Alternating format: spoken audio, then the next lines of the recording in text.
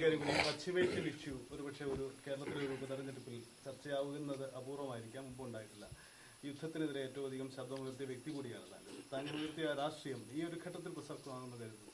ഏത് ഘട്ടത്തിലും ജമാഅത്തെ ഇസ്ലാമിയുടെ സ്വഭാവമല്ലല്ലോ എനിക്കുള്ളത്. ഓരോ സാഹചര്യം വരുമ്പോഴും അവരവരുടെ താല്പര്യം സംരക്ഷിക്കാൻ വേണ്ടിയിട്ട് അത്തരമൊരു നിലപാട് സ്വീകരിക്കുന്ന ആളല്ല ഞാൻ. യുദ്ധത്തിനെതിരായ നിലപാടെന്ന് പറഞ്ഞാൽ അതൊരു മനുഷ്യപക്ഷ നിലപാടാണ്.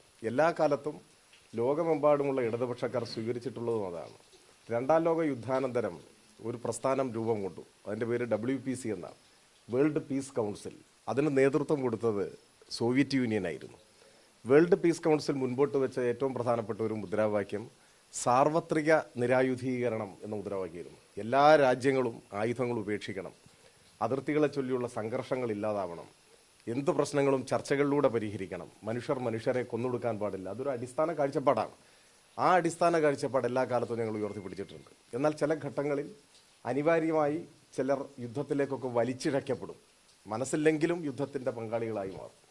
അത്തരം ഘട്ടങ്ങളിൽ പോലും സമാധാനം സ്വപ്നം കാണുകയും സമാധാനത്തെക്കുറിച്ച് സംസാരിക്കുകയും സമാധാനം സ്ഥാപിക്കാനുള്ള മാർഗങ്ങൾ ആരായുകയും വേണം എന്നതാണ് പൊതുവെ ലോകമെമ്പാടുമുള്ള മനുഷ്യർ അംഗീകരിക്കുന്ന ഒരു നിലപാട്. ആ നിലപാടാണ് ഞങ്ങളുടെ നിലപാട്. പശ്ചിമേഷ്യയിലെ ഇപ്പോഴത്തെ ഏറ്റവും ഒടുവിലത്തെ സംഭവവികാസങ്ങളും അതേ കാര്യങ്ങൾ തന്നെയാണ് ഞങ്ങൾക്ക് പറയാനുള്ളത്. ഞങ്ങളത് ആവർത്തിച്ചുകൊണ്ടേയിരിക്കും. തെരഞ്ഞെടുപ്പ് വരുന്ന സമയത്തൊന്നും ആ നിലപാട് ഞങ്ങൾക്ക് മാറിപ്പോവില്ല. ബോധപൂർവമായി ഇപ്പം ഇസ്രായേൽ വിരുദ്ധ നിലപാടെടുക്കുന്നത് ഇതിനു മുമ്പ് മിണ്ടിയില്ല എന്നൊരു സ്റ്റാൻഡാണ്. അപ്പം ഇലക്ഷൻ സ്ട്രാറ്റജിയാണോ ഇതിന് പിന്നിൽ? പ്രതിപക്ഷ നേതാവ് പറഞ്ഞേ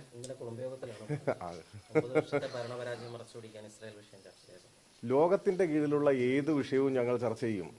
ഞങ്ങളല്ല, മനുഷ്യരാകെ ചർച്ച ചെയ്യും. നിങ്ങളും ചർച്ച ചെയ്യില്ലേ? മാധ്യമങ്ങൾ റിപ്പോർട്ട് ചെയ്യില്ലേ?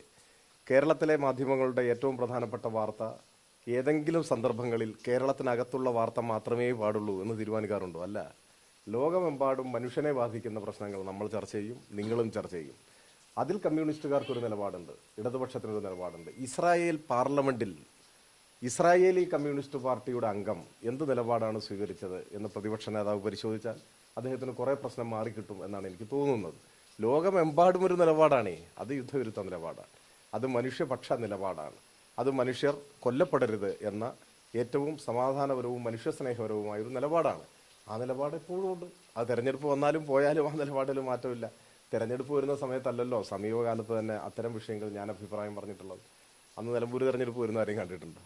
ഇവിടെ ഉപതെരഞ്ഞെടുപ്പ് ഉണ്ടാവുന്ന ആരെങ്കിലും കരുതിയിട്ടുണ്ടോ അത്തരം ഘട്ടങ്ങളിൽ? അപ്പോൾ എല്ലാറ്റിനെയും തെരഞ്ഞെടുപ്പുമായി ബന്ധിക്കുക, 4 വോട്ട് കിട്ടാൻ എന്തെങ്കിലും മാർഗമുണ്ടോ എന്ന് ആലോചിക്കുക, അതിനുവേണ്ടി വിവാദങ്ങൾ ഉണ്ടാക്കാൻ ശ്രമിക്കുക, അതൊന്നും ജനാധിപത്യത്തെ ശക്തിപ്പെടുത്തുന്നതല്ല. അക്കാര്യത്തിലെല്ലാം ലോകത്തിലെ എല്ലാ മനുഷ്യരും സ്വീകരിക്കേണ്ടത് യുദ്ധവിരുദ്ധ നിലപാട്, മനുഷ്യപക്ഷ നിലപാട് ആവണം എന്ന അഭിപ്രായമാണ് ഞങ്ങൾക്കെല്ലാവർക്കും ഉള്ളത്.